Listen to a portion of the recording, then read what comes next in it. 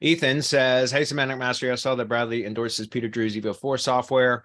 Just wondering how we can incorporate Evo 4 into our GBP listing website ranking strategy. Can you explain how we can add Evo 4 to our existing ranking strategy? Thanks. Yeah, I mean, I'll have more kind of details on that, guys, as I get more familiar with it. I've only got to play with it for about an hour so far. That was last week. I think it was Friday. And it's still very early beta. So I don't have a lot of opinions on it yet.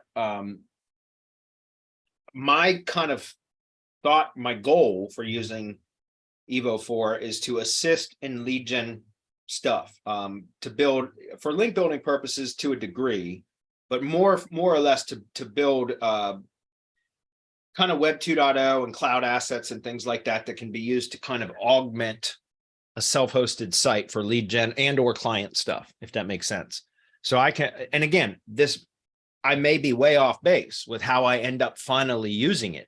But my intent with it, based on what I know of it, which is very limited because it's still in early beta, is that it will be used as kind of a tool to help supplement lead gen and or client work stuff that I already do at Semantic Mastery. So like, for example, we talk about establishing the entity, expanding the entity footprint, adding nodes to the knowledge graph, all of that, right? So those are all branded entity assets that we build out and power them up with topically relevant links. I could see using this Evo 4 to help kind of power up some of those assets to you can actually rank some of those branded assets for keywords as opposed to just branded assets. Like typically, I don't generally try to rank the branded assets for keywords, but I can see potentially doing that with Evo 4, right? Or kind of building out supporting assets as well, if that makes sense. So I will, once I have more experience with it, guys, and as he continues to further develop it, I'll have a lot more to share about it because